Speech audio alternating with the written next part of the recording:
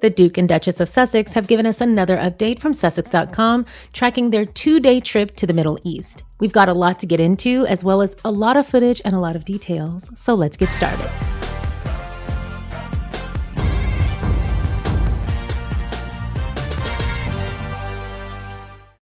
Thank you so much for clicking on my video, and if you're returning, welcome back to my channel. Today, we're going to be going over Harry and Meghan's second day in Jordan, as well as the details and the footage rolling out of their trip.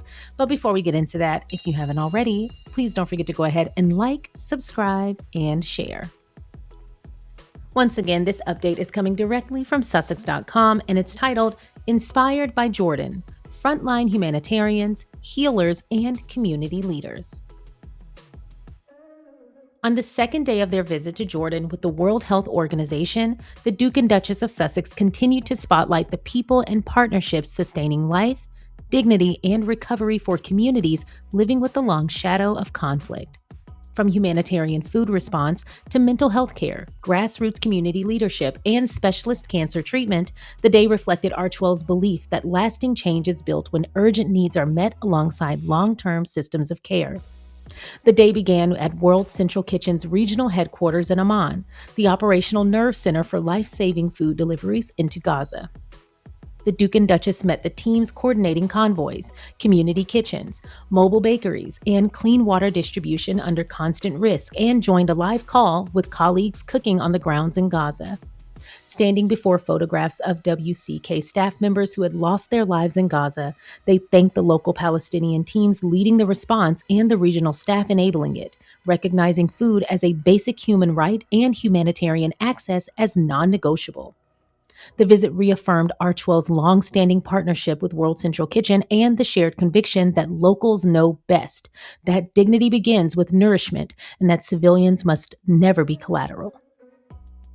They then visited the National Center for Rehabilitation of Addicts, where they met clinicians and spoke with men and women in treatment. The conversation centered on recovery and the barriers that can be overcome when mental health support is prioritized as a pathway to heal. The Duke and Duchess heard how WHO-supported mental health services specifically are strengthening care pathways, from medically supervised detox to psychosocial support and reintegration, and how community-based follow-up can mean the difference between relapse and resilience. Their message was simple and human. Recovery is possible when care is compassionate, consistent, and rooted in dignity. At the Jordanian Hashemite Fund for Human Development, the Duke and Duchess met HRH Princess Basma bint Talal and community leaders advancing the Mujawara model of good neighboring, social cohesion, and women-led advocacy. Listening to impact stories from grassroots organizers, they reflected on the power of locally led solutions to rebuild trust, strengthen livelihoods, and protect well-being in underserved communities. The exchange underscored how community development and health are inseparable, that resilient neighborhoods are built through education, psychosocial support, and the leadership of women and youth, aligned with WHO's commitment to inclusive, rights-based primary health care.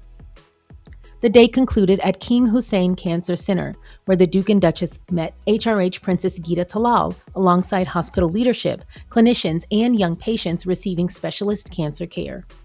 They heard about the pressures facing regional cancer services as displacement and conflict strain health systems, and about WHO-supported efforts to strengthen access to treatment for children and families traveling for care. In quiet moments with patients, they were reminded that healing is not only clinical, it is emotional, relational, and deeply human. Their visit reinforced a call to sustain funding for specialist care and cross-border medical pathways so that a child's chance of survival is not determined by where they were born or the conflicts they flee. This visit was a moment of listening and learning, and a renewed call for governments, donors, and institutions to protect humanitarian access, invest in mental health, and uplift locally led solutions that meet urgent needs while building systems of care that last. Feminagra offered more context by writing, at the National Center for Rehabilitation of Addicts, the couple met patients and staff working through addiction recovery and trauma. They listened, they spoke quietly, and they left handwritten notes. Meghan Sussex wrote, quote, "Congratulations on your dedication to your care. Wishing you continued healing and happiness." Prince Harry added, It's okay not to be okay. Trust each other. Congratulations on your recovery. The World Health Organization has highlighted Jordan's expanding partnership on universal health coverage, mental health, and humanitarian response. The Sussex's presence reinforced that focus, particularly on trauma recovery and displacement. Day 1 focused on Gaza medical evacuees receiving care in Jordan.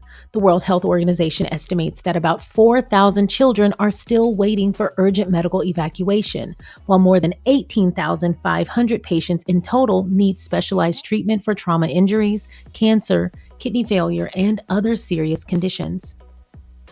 Since the ceasefire, WHO has facilitated the evacuation of just over 740 patients, including 432 children. Aid agencies warn that at the current pace, clearing the backlog could take years.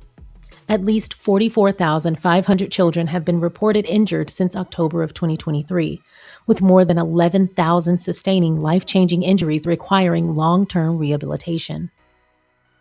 Jordan has accepted evacuees through regional partnerships. The United Kingdom also announced a publicly funded evacuation program in July of 2025, with the first group of children arriving in September. Progress, however, remains slow due to access constraints and bureaucratic barriers, according to UN officials. Against that backdrop, the Sussex's Jordan visit placed recovery at the center of the story. Through Archewell partnerships and donations, they have supported humanitarian relief and food aid efforts in the region. The emphasis has remained consistent: practical aid, trauma support, and long-term healing. Certain British outlets framed the visit around internal optics rather than humanitarian engagement. One headline framed the visit around who did or did not share a meeting room. Yet the Sussexes were invited by the World Health Organization to join discussions in Jordan. They met patients while engaging directly with frontline healthcare workers, placing mental health and rehabilitation at the center of their visit. The contrast is striking. On the ground in Amman, the focus was on burn survivors, amputee children, and patients navigating addiction recovery. The messages they left were not about status. They were about perseverance. This is the difference between appearing and participating. The Duke and Duchess of Sussex did not center the visit on political messaging. Instead, they stood alongside a global health body focused on evacuating and rehabilitating vulnerable patients. In a region enduring profound loss and displacement, that steady humanitarian presence carries weight. Thank you so much for watching the Sharion Sade YouTube channel. I appreciate you watching my content. If you haven't already, please don't forget to go ahead and like this video by hitting the thumbs up. Please don't forget to subscribe by hitting the subscribe button. And don't forget to comment along the way. If you feel so inclined, please don't forget to share so that more people can find us. Once again, thank you so much for watching. Now let's get back to the video. Harry and Meghan's visit continues to keep the focus on the patients, the survivors, the resources that are needed, the organizations that are on the front lines and that are helping, the people who are actually showing up, and the things that are still needed in those areas. These are extremely underserved areas and communities, and Harry and Meghan's presence maintains that information at the forefront in the global news cycle. They are more visible for organizations who can offer more aid, and more aid is now probably going to be making its way there, or people will be able to make its way there. They will get a lot more engagement and needed resources, help, and assistance because Harry and Meghan took their massive platform as well as their own resources and time and dedicated it to that area for those causes. Those patients, those survivors need more help. That's why their backlog is so massive and the timeline for recovery and needed advancement is so long because not enough is being done in those areas. They are being failed by bureaucracy. There's all this red tape, and Harry and Meghan just walked right over that and went straight to the center of the problem. I am at all times very proud of the way that I have chosen to use my platform to highlight the incredible work that Harry and Meghan do. Not that they need me. They are already massively famous and popular and well known, but being able to have these discussions with people who are also in observance of the incredible work they do and also in observance of their massive platform I find that to be extremely helpful and liberating because we aren't talking about the needed aspects of their work enough. I saw several tweets, or I call them tweets, but they're threads, whatever, several threads and Instagram posts dissecting Meghan's clothes. And as someone who loves Meghan and Harry's wardrobe, they weren't doing it in good faith. And I was a little taken aback by the focus on some of the things that they were bringing up. And I'm sitting here as I'm reading today's update, having read yesterday's update, and then seeing those posts, I'm literally beside myself, which that's part of the reason why this video is coming out about 2 hours later than it normally would. I intended to push the timeline back a couple of minutes, maybe 30, 45 minutes, but I actually had to take a minute to really process what I was seeing. I want to make something very clear. If Meghan decided to never look at an iron, if Meghan decided to never wear another piece of jewelry, if Meghan decided to never wear lipstick, eyelash, whatever, if she decided to never dress up again, she would still be absolutely stunning because not only is she physically beautiful, but she's internally beautiful. She leads with her heart. And for people to be focused on her clothing, so much so that they are actually criticizing this woman on a humanitarian trip for not dressing to the nines and dressing as if she's going to the damn Grammys, I just want to wring your neck, if I can just be honest, if I can be very frank, because no, we don't all have to like what each other wears. I'm sure I get on this camera sometimes and I look a hot mess. As a matter of fact, I know I do, because sometimes I go back and look at my old videos and I'm like, how the hell did this look in the mirror that day? Because I'm looking at you now, several years later, and I'm wanting to wring your neck and take that blouse and throw it in the damn lake that's behind your house. I know you could have pulled something out better than that, Sharion. So I know that there are times I'm going to dress and do my makeup and hair in ways that y'all don't agree with. But I would hope and pray that if I'm going on a humanitarian trip, or if I'm going to help people at a hospital, or if I'm going to be a frontline worker in a disaster or chaotic zone, if I am going to help people, if I am going to provide or assist in providing life-saving services for people in need, especially people who have been harmed to the massive degree that those who escaped from Gaza have been harmed, I would hope to hell that you would not be looking at my pants and counting the damn wrinkles. I can barely even form a thought when we get into this. I didn't even really want to talk about it, but as I'm reading all the things that they got into, I just got mad, as if this were a few hours ago when I saw these posts. So let me just be very clear. Fabrics, this is going to be shocking and this is revolutionary. So you might want to take this down because this is a history-making moment. Sometimes when you fold fabrics, a crease happens. What? News to you. I know, news to you. But sometimes when you fold a clothes, and by fold, I mean, if you squat down to hug a child who's an amputee, if you decide to partake in a game with children who haven't had a spot of joy in freaking years, and you decide to play a game with them, your clothes might actually bear some sort of remembrance of that moment because you bent them, or you turned in them, or you creased them, or you sweat in them. And believe it or not, that isn't the purpose of them being in Jordan. What? I know, it's shocking. I'm going to need you to take a break. Take a sip of water. I'm going to need you to count backwards from 10 and take a few deep breaths, because I know that I am dropping major knowledge that no one had any clue about. But they are actually not there for a fashion show. They're actually there to help people. Surprise, surprise. They're actually there doing something. Now, I know if you're in the mood to be hypercritical and the only thing on your mind when there are people to be saved and lives waiting on life-saving care, and having this platform and this global spotlight on me could actually get me the life-saving care I've been waiting on and was likely due to wait on for a few more years, but Harry and Meghan showed up out of the kindness of their heart with the World Health Organization and brought a spotlight into my hospital room and brought me the help that I need, as well as thousands of other people, because they showed up for 48 hours. They could change the trajectory of my life and everyone I know. But if you are in the mood to look past that, and you want to count the wrinkles in a pair of pants that spent all day spending time and playing with children in their element, I caution you that this isn't the channel for you. And if you want to look past the amazing work that they're doing in order to be catty and nasty and fully all about the aesthetic, but not about the life-changing work, sweetheart, I have a couple for you. And it's not the Sussexes, it's the Waleses. If that's what you care about and you don't actually care about the work that could be done, you don't care about actually making an impact, and you don't care about using resources towards good in the world or creating good in the world, and you want to support bullies and assholes like yourself, I highly recommend you look into the Waleses. I think that's your couple.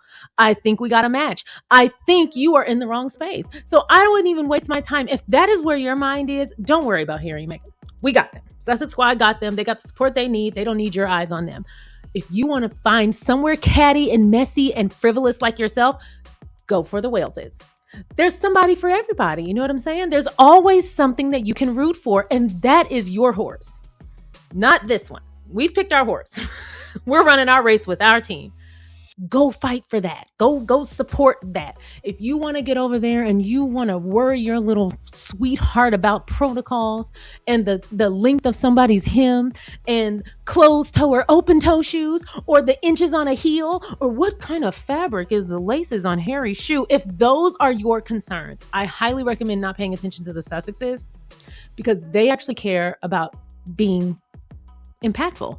They actually care about people, and that's probably not your jazz if you're worried about something so ridiculous. But just so we're clear, Meghan is wearing linen pants for most of this trip, and you want to know why? It's because she's in the Middle East. And guess what happens when you sit down or stand up or sweat or there's any kind of moisture or temperature change in linen? Yep. It's going to crease. It's going to wrinkle. You could iron your clothes all day long. You could even starch them. And once you get out there and you live a little, your clothes are going to reflect that. Want to know how I know? Because I'm wearing linen pants right now. They're comfortable. And I think the importance of this is to point out that Meghan did not go over there for a fashion show. She went over there to help and be helpful, and she still slayed. As an afterthought, wasn't even trying to, and she still looked fabulous. So if you still have a criticism to pull out of your ass, I just highly recommend you direct that towards the people who want that kind of attention, because they damn sure don't want you to measure their work. They definitely don't want you to measure their impact. The Waleses are your team because they are all about aesthetics, and they still don't nail it. But that's not my problem. I don't pay attention to them. So if you want to worry about aesthetics and you want to look at frivolous things, please leave the Sussexes alone, because they're over here getting to the work that they have to do. Work that they chose to do, work that's making a difference. While you're counting wrinkles, they're actually sitting with people who barely survived with their lives and the clothes on their back, and they're trying to get them the aid they need. There are people literally dying in the hospital rooms next to where they're visiting. They're sitting with actual victims, actual refugees, and they're out there engaging in the field with these people. They're not above them. They're standing alongside them. They're standing in front of them. Hell, they're even kneeling in front of them so they can give hugs. And you're worried about the texture of Meghan's shoes? Are you insane? And I'm not just talking to one or two people. I saw conversations in threads that I just literally said, wow, we have really lost the plot here. Not the Sussex Squad. Let me be clear. When I say we, I just mean humankind. But there's still a bright spot, which is why I love when you guys join me over here on my channel. But I was so disappointed in that. I thought, wow, it's one thing to judge people when they're in their front yards or in their backyards or showing up and they get caught by paparazzi running to the store. It's wrong and it's stupid and it's silly and it's a poor waste of your time. But that's how people choose to use your time. That's ridiculous, but it's part of being a public figure, I'm sure.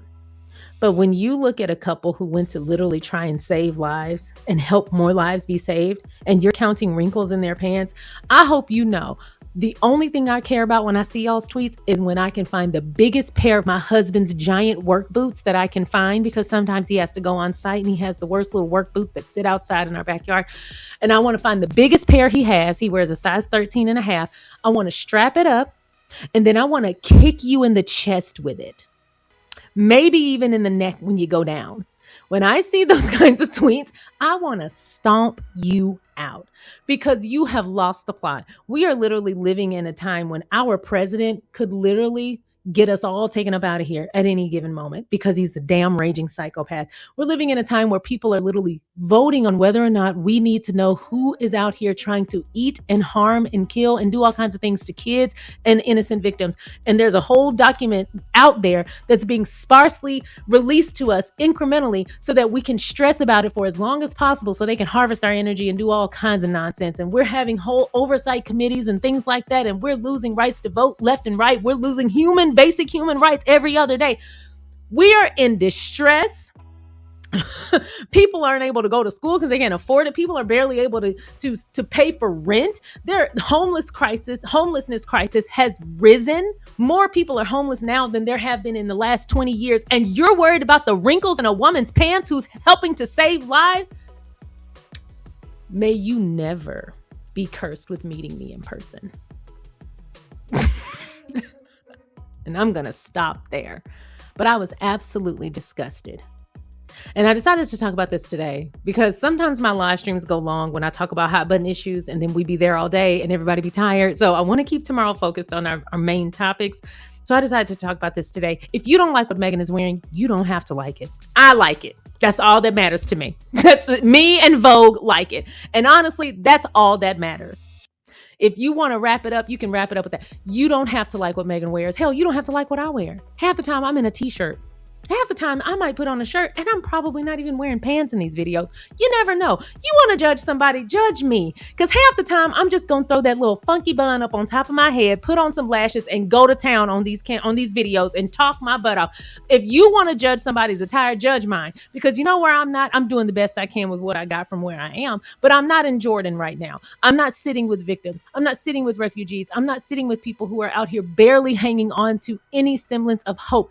I'm not out here doing this. So if you want to judge somebody, I will offer myself as tribute because it doesn't make any damn sense. You are looking at this woman half a world away, sitting with victims, playing with kids, and doing all kinds of incredible humanitarian work. These moments will stick with these people for the rest of their lives, and you are counting the wrinkles in her pants. My goodness. Why don't you go treat the burning itch in the crotch of your pants and stop worrying about everybody else's pants? How about that? You probably need something to do with your time. Clearly, you're not using your time wisely because if you were, you wouldn't be counting the wrinkles in her pants. You would be counting the dollars that you're donating to the organizations that are out there helping those kids, those refugees, and those people who need the help. Stop counting wrinkles in pants and go donate some damn clothes to the people who need it. Go make use of your time. Anyway, y'all didn't come here for a rant. I apologize to those of you who aren't using your time this way.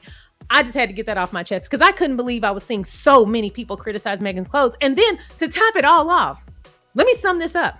To top it all off, she absolutely looked fabulous. I thought Meghan looked fabulous. I thought she was appropriate. Now I see we do need a Sussex style. At first I said we're gonna wait until the end of the trip.